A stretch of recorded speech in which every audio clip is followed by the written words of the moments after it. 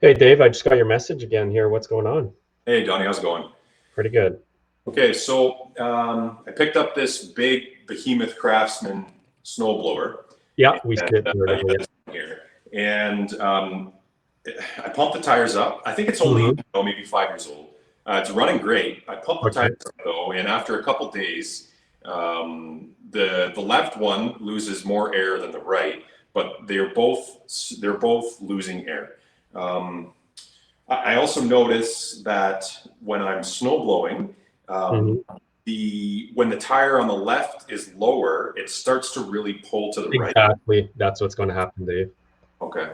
Okay, so question I get all the time, Dave, on YouTube and in the shop is what's the best way to fix that permanently? Okay. Okay. The Okay. best way, hands down, and I'll show you here, is to get a tube. Yep. Just get the same size of tube as what your tire is. Usually that's the size. Okay. If you have the wider tires, Yep. then it would be like 15 by 6 by 8 or something like that. Okay. So the size is on the tire. Okay. Okay, so you just match that up, put it in. I tell people to avoid that green stuff you can buy. It's called slime.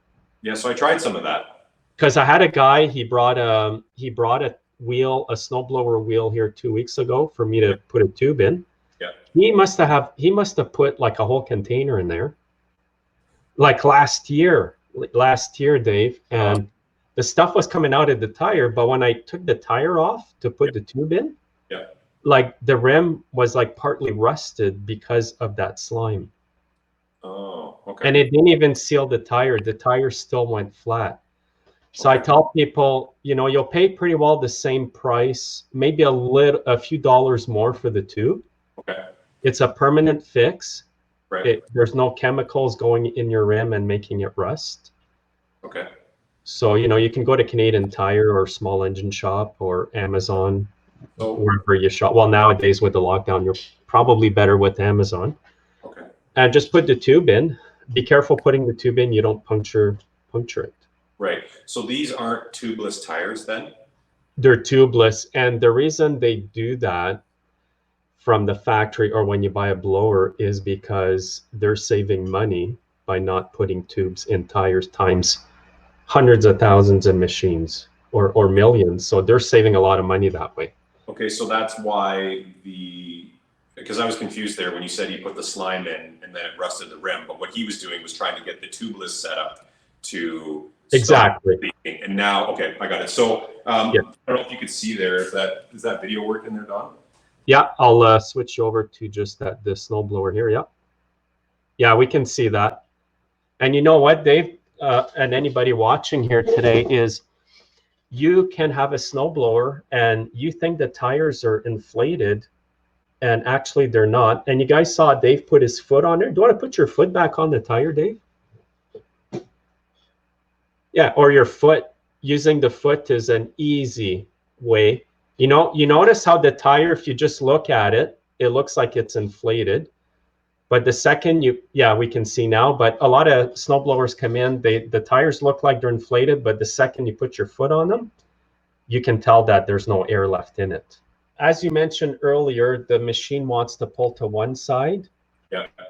and usually it'll pull opposite of the flat tire because it has more traction. Okay, that makes sense. And another thing too, Dave, why it's really important to check your tires all the time Okay. is because when they're flat, you're putting an extra strain on your transmission or the parts inside. Oh, okay. I didn't even think of that. Okay. Yeah, because I get a lot of people, they've got like flat tires and they don't even know. They bring the snowblower in. Yeah. It doesn't drive anymore. They've got flat tires, but they don't look flat until you push with your foot. Yeah, because they have a pretty stiff sidewall, right? Oh, yeah. I mean, I've had people use their blowers for like a year or two, and in reality, they're flat. Okay. Okay, Dave. So yeah, get 2 new tubes. If you're going to do one, you might as well do the other side. Can you send me that link for the tubes? Yeah, Okay. we'll send you a link to get the tubes. Probably put that in the comments. Maybe somebody else has the Yeah, and let us. Can you read the tire right now and tell us the actual size? Yeah, for sure. Let me get the light.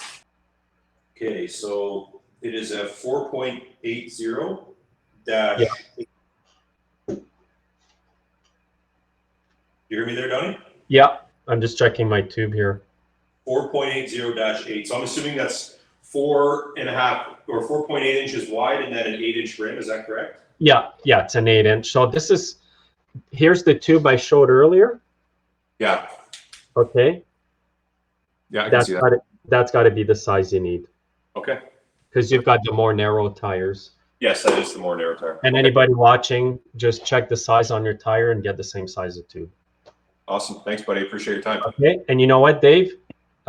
If you're not comfortable putting the tube in, you might want to buy an extra tube in case you puncture one. Have you done that before? I have. I have. Okay. Yeah, that's great. Take care, Dave. Everybody watching, make sure to subscribe to our channels and follow me on social media, and have a good day.